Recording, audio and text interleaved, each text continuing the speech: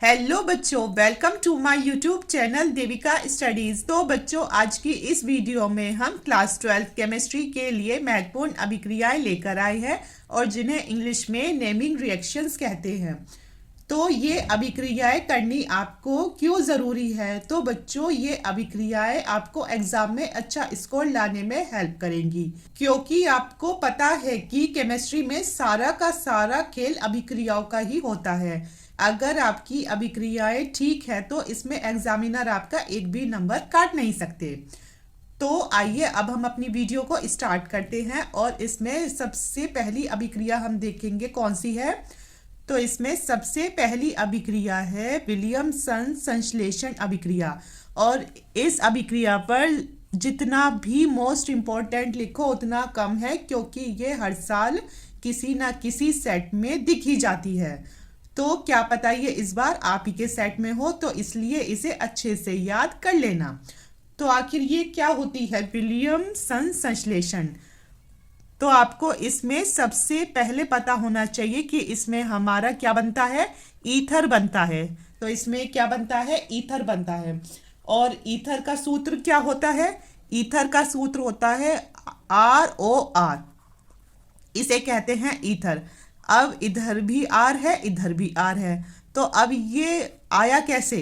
तो इसका मतलब एक R इधर होगा और एक R इधर होगा, ठीक है। अब जो ये हमारा एल्किल समूह है तो ये अकेला तो होगा नहीं, इसमें साथ में हैलोजन भी होगा, यानी X आकर जुड़ जाएगा। तो इससे आपको ये पता चला कि ये X है यहाँ, तो इधर भी कहीं X तो आ ही जाएगा पक्का। अब इधर तो ROR था, RR तो ये रहा, अब बचा O, तो O लगेगा इधर। अब O अकेला तो नहीं लगेगा, इसके साथ भी कुछ ना कुछ तो जरूर होगा। तो O के साथ Na होता है। क्या होता है? O के साथ Na होता है। और अब ये अभिक्रिया Na और आ गया इसमें, तो इस X के साथ Na आ जाएगा। आपको आया समझ में कैसे हुई है ये अभिक्रिया? आपको सबसे पहले ये पता होना चाहिए कि इस अभिक्रिया में आपका क्या बनता है। तो जो हमारी विलियमसन संश्लेषण अभिक्रिया है, इसमें हमारा ईथर बनता है। अब आपको इसका सूत्र का पता होना चाहिए। तो बच्चों, ईथर का सूत्र होता है ROR, मतलब इसमें कितने R आ रहे हैं? 2 R, एक R इधर, एक R इधर। अब आप अगला दिमाग में सोचोगे कि ये जो R है ये अकेले तो होंगे नहीं, तो इसके साथ एक हैलोजन भी जुड़ जाता है X, ठीक है। अब ये अकेला है और आपको इधर O भी दिख रहा है, तो ये भी कहीं आएगा। अब ये इधर तो आएगा नहीं, तो ये इसके साथ आ जाएगा O। अब O भी अकेला तो नहीं होगा, तो इसके साथ जुड़ जाता है Na, ठीक है। तो ये तो हो जाएगा RONA और प्लस RX, और NaX इधर आ जाएगा, ठीक है। तो ही कहते हैं विलियमसन संश्लेषण अभिक्रिया। R का मतलब होता है एल्किल समूह, जिसमें आप R की जगह रख सकते हो CH3C2H5, और X होता है इसमें हैलोजन समूह। हैलोजन समूह की जगह आप FClBrI कुछ भी रख सकते हो, पर अधिकतर हम इधर रखते हैं Cl X की जगह, ठीक है। तो R की जगह रखो क्या, CH3, और साथ में ONA, प्लस R की जगह रखा हमने यहाँ CH3, X की जगह रखा Cl। अब इसे कर दिया हमने हीट, तो R की जगह हुआ CH3OCH3 और प्लस Na, X की जगह आ जाएगा इधर Cl, ठीक है। तो ये क्या बना है, इसे ही कहते हैं ईथर। और ये क्या है, इसका नाम होता है सोडियम एल्कोक्साइड। क्या होता है? इसका नाम होता है सोडियम एल्कोक्साइड, सोडियम एल्कोक्साइड। इसे आप इधर लिख देना, ठीक है, नीचे। तो ये है, तो आप इसमें ऐसे लिख सकते हो कि एल्किल हैलाइड को, यानी RX को सोडियम एल्कोक्साइड के साथ गर्म करने पर ईथर बनता है। तो इसे ही कहते हैं विलियमसन संश्लेषण। अब अगली अभिक्रिया है राइमर टीमन अभिक्रिया या फिर रीमर टीमैन अभिक्रिया। और ये भी एक ऐसी अभिक्रिया है जो कि हर साल किसी ना किसी सेट में दिखी जाती है। क्या पता ये भी इस साल आप ही के सेट में हो। इसमें आपको सबसे पहले ये पता होना चाहिए कि इसमें क्या बनता है। तो इस अभिक्रिया में बनता है बच्चों सैलिसिल एल्डिहाइड। क्या बनता है? तो इसमें बनता है सैलिसिल एल्डिहाइड। अब आपको ये बता दूं कि ये होता क्या है। सैली है, मतलब किसी लड़की का नाम है क्या, मतलब किसी लड़की का नाम है सैली, उसकी दोस्ती है किससे, तो उसकी दोस्ती होती है किससे बच्चों, फिनोल से। और फिनोल होता है कि अगर बेंजीन रिंग के ऊपर ओ एच आ जाए तो उसे ही कहते हैं क्या, फिनोल। तो जहां भी आपको दिखे सैली, इसका मतलब समझ जाना कि वो क्या है, तो वो है फिनोल। अब बात करें एल्डिहाइड की, किसकी, एल्डिहाइड की।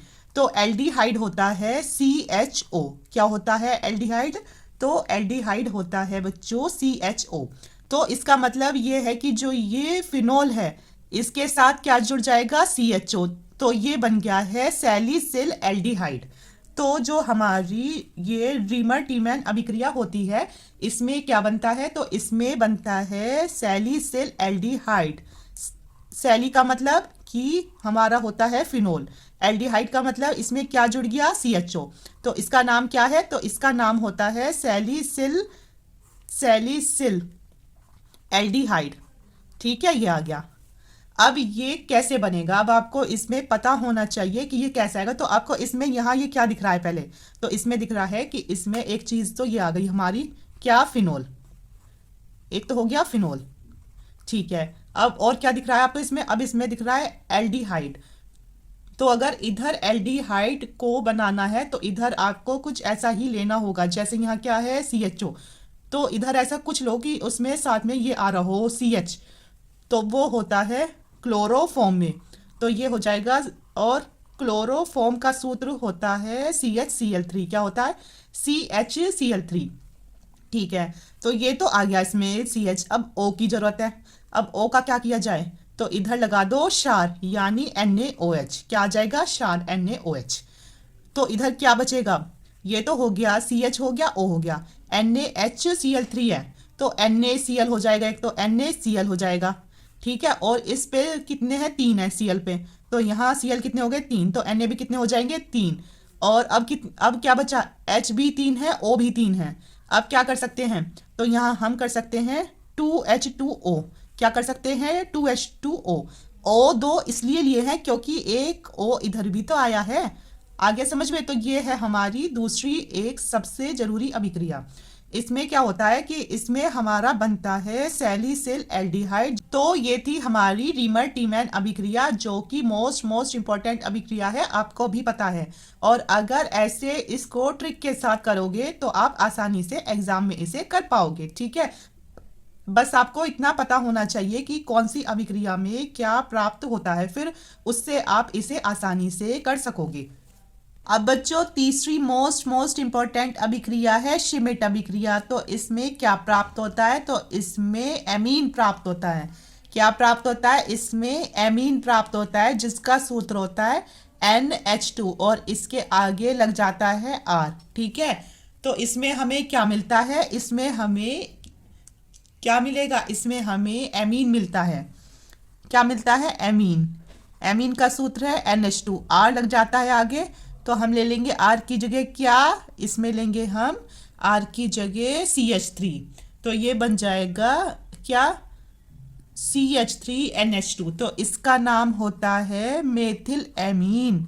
क्या नाम होगा, तो इसका नाम होता है मेथिल एमीन। अब ये कैसे प्राप्त होगा, तो आपको यहाँ क्या दिख रहा है, CH3, और इधर क्या दिख रहा है, NH2। तो बच्चों जब आपको इधर NH2 चमके तो इसका मतलब समझ जाना आपको इधर क्या बनाना है, अमोनिया। अमोनिया पर अमोनिया का अगर उल्टा कर दे तो क्या हो जाएगा, मतलब ये 3 H की जगह N पे आ जाए, N3H, तो हो जाएगा हाइड्रेजोइक अम्ल। क्या नाम होता है इसका, तो इसका होता है हाइड्रेजोइक अम्ल। तो ये NH2 की जगह आ जाएगा यहाँ N3H। क्या आएगा, N3H, जिसका नाम होता है हाइड्रेजोइक अम्ल। हाइड्रेजोइक अम्ल। ठीक है, अब इसका तो काम हो गया, अब है इसका काम CH3 का। तो इधर CH3 के लिए हम लेंगे एसिटिक अम्ल, तो आ जाएगा यहाँ क्या, CH3COOH, जिसका नाम होता है एसिटिक अम्ल, मतलब एसिटिक अम्ल। तो एसिटिक अम्ल का सूत्र होता है CH3COOH, और है साथ में किसकी अभिक्रिया हो रही है, N3H, जो कि होता है हाइड्रोजोइक अम्ल। तो इससे क्या प्राप्त होता है, तो इससे हमें मेथिल एमीन प्राप्त होता है। अब इधर क्या बन सकता है, क्योंकि इसमें एक्स्ट्रा क्या है, एक्स्ट्रा है ये COOH, तो एक तो इधर ये आ सकता है, और यहाँ आपको दिख रहा है एक N है, और जबकि यहाँ 2N एक्स्ट्रा है ना, 2N एक्स्ट्रा हो गए यहाँ। तो ये 2N एक्स्ट्रा तो हो गए हैं। अब कैसे किया जाए, एक N तो ये रहा, एक N ये रहा, तो यहाँ से O कितने हैं, 2, तो हम यहाँ से NO2 को निकाल देंगे। ठीक है, किसको निकाल देंगे, NO2 को। तो बच्चों जो हमारी श्मिट अभिक्रिया होती है इसमें NO2 और जो CO2 है, तो ये दोनों गैसें साथ में निकलती हैं। इसमें हमारी कार्बन डाइऑक्साइड और दूसरी NO2 जो गैस है, तो ये एक साथ निकल जाती है कौन सी अभिक्रिया में, तो ये निकलती है हमारी श्मिट अभिक्रिया में। ठीक है, तो ये अभिक्रिया भी आपके एग्जाम के लिए मोस्ट इम्पॉर्टेंट है, इसे भी अभी से तैयार कर लीजिए और इसका हफ्ते में एक बार रिवीजन तो जरूर ही कीजिए। अगली अभिक्रिया है एल्डोल संघनन, तो ये भी मोस्ट इम्पॉर्टेंट अभिक्रिया है, और बच्चों एग्जामिनर इस अभिक्रिया को देना इसलिए भी ज़्यादा पसंद करते हैं क्योंकि अधिकतर बच्चों को यही पता नहीं होता कि इसमें क्या प्राप्त होता है और उसका नाम भी याद नहीं रहता, तो इसीलिए ये भी अभिक्रिया आपके एग्जाम के अकॉर्डिंग मोस्ट इम्पॉर्टेंट है। तो इसमें क्या होता है कि इसमें एसीटेल्डिहाइड के 2 अणु क्षार की उपस्थिति में संघनित होकर एल्डोल बनाते हैं। मतलब एसीटेल्डिहाइड के 2 अणु क्षार की उपस्थिति में संघनित होकर एल्डोल बनाते हैं, तो यही होता है एल्डोल संघनन। तो इसमें कुछ नहीं है, को अभी जो अभिक्रियाएं बताई हैं तो उसमें आपको ये भी बताया था कि जो एल्डिहाइड होता है तो उसका सूत्र क्या होता है, तो बच्चों एल्डिहाइड का सूत्र होता है CHO। आप ऐसे याद कर लो ना, LD का मतलब क्या, तो LD का मतलब हुआ CHO, और ऐसी का मतलब ऐसी का मतलब होता है क्या, तो इसका मतलब होता है CH3, ऐसी का मतलब हुआ CH3। अब जैसे ऊपर था हमारा, तो ये क्या था, तो ये था एसिटिक अम्ल हुआ इसमें COOH टिक वाला, ठीक है, और ऐसी का मतलब हुआ इसमें क्या, CH3। तो ऐसे ही इसमें क्या लेंगे, एसिटेल्डिहाइड, तो एल्डिहाइड क्या हुआ, तो एल्डिहाइड हुआ इसमें CHO, और ऐसी का मतलब हो गया क्या, तो ऐसी का मतलब हुआ एसीटेल्डिहाइड यानी CH3CHO। ठीक है, तो इसमें आपको एसीटेल्डिहाइड के 2 अणु लेने हैं, और ये सबसे ही आसान अभिक्रिया है, इसमें एसीटेल्डिहाइड के 2 अणु ले लो। ठीक है, और उसको किसकी उपस्थिति में कराना है, तो उसे NaOH की उपस्थिति में कराओ, तो ये संघनित होकर क्या बनाएंगे, एल्डोल। अब अगर एल्डोल बनेगा तो कैसे बनेगा, आपको इधर समझा दूं, जैसे कि यहाँ है CH3CHO और साथ में है CH3CHO, तो एल्डोल का सूत्र होता है कि जो ये CH3CH है, पहले इसे ऐसे ही उतार दो, उतार दिया। अब O जो है, तो ये O अकेला नहीं रहेगा, तो ये H इसे अपना एक H दे देगा, मतलब जो ये H3 था, इसने कहा कि तेरे पास 3 हाइड्रोजन है, तू मुझे अपना एक हाइड्रोजन दे दे, तो ये बन गया OH, और जब ये OH हो गया तो अब यहाँ हाइड्रोजन कितने बचे, 2, तो ये अब ऐसा का ऐसी उतार दो CH2CHO। आगे समझ में। और जब इसने इससे एक हाइड्रोजन लिया है, जिसने लिया है और जो आया है इसके पास, तो ये किस में आ जाएंगे, ब्रैकेट में, तो इसे ही एल्डोल कहते हैं। CH3 CHOH CH2 और साथ में CHO, तो इसका नाम होता है बीटा हाइड्रोक्सी, क्या होगा, तो इसका नाम होता है बच्चों beta hydroxy aldehyde, beta hydroxy aldehyde, या फिर इसे एल्डोल भी कहते हैं, एल्डोल। इसीलिए इस अभिक्रिया का नाम है एल्डोल संघनन, क्योंकि इसमें क्या मिलता है, एल्डोल मिलता है, और बच्चों को ये ही पता नहीं रहता कि इसमें क्या मिलता है, मतलब इसका जो ये रासायनिक जो सूत्र होता है इसका जरूर पता होना ही चाहिए। ठीक है, तो ये थी हमारी एल्डोल संघनन अभिक्रिया। अब अगली अभिक्रिया है गाटरमान कोच अभिक्रिया। तो इसे कैसे याद रखोगे? तो इसे याद रखने के लिए इसमें क्या दिख रहा है? तो इसमें दिख रहा है कोच। तो इसे ऐसे याद रख सकते हो कि जो आपके कोच है तो वो आपको क्या देते हैं? तो वो आपको देते हैं बेंजेल्डिहाइड। एल्डिहाइड का मतलब समझाया था क्या होता है? तो एल्डिहाइड का मतलब होता है CHO। और क्या लिखा है साथ में? बेंजेल्डी। मतलब क्या आ जाएगी? इसमें आ जाएगी बेंजीन रिंग। तो इसमें क्या प्राप्त होता है? तो इसमें जो हमारी बेंजीन रिंग होती है उस पर एल्डिहाइड होता है, यानी उस पर CH होता है। तो इसमें क्या बनता है? तो इसे कहते हैं बेंजेल्डिहाइड। तो आपके जो कोच हैं तो वो आपको क्या देते हैं? तो वो आपको गिफ्ट में देते हैं बेंजेल्डिहाइड। ठीक है। और इसमें अब ये कैसे प्राप्त होगा? तो इसके लिए सिंपल है कि आपको ये क्या दिख रही है? Benzene ring. तो एक तो होगी इसमें बेंजीन। ठीक है। अब एल्डिहाइड को बनाना है, एल्डिहाइड को इधर बनाना है। तो एक तो HCl ले लो और साथ में कार्बन मोनोऑक्साइड गैस ले लो। ठीक है। और ये हो गया क्या हमारा? CHO। तो यहाँ क्या बचा? Cl। तो इससे एक H आ जाएगा, तो ये हो जाएगा HCl। तो इसमें किसकी उपस्थिति में होती है ये?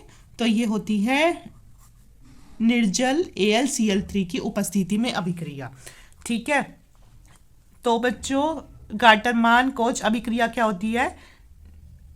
निर्जल AlCl3 की उपस्थिति में बेंजीन की क्रिया कार्बन मोनोऑक्साइड तथा हाइड्रोजन क्लोराइड के साथ कराने पर बेंजेल्डिहाइड प्राप्त होता है। तो आज की वीडियो में हम आपके साथ लेकर आए हैं 5 महत्वपूर्ण अभिक्रियाएं आपको हमने करा दी हैं। इन्हें आप अच्छे से तैयार कर लीजिए और अगर एक बार में वीडियो समझ ना आए तो आप इसे एक बार और देख लेना। और अगर आपको आज की वीडियो पसंद आए तो ज़्यादा से ज़्यादा अपने दोस्तों के साथ शेयर करना और हमारे चैनल को सब्सक्राइब करना। Thank you.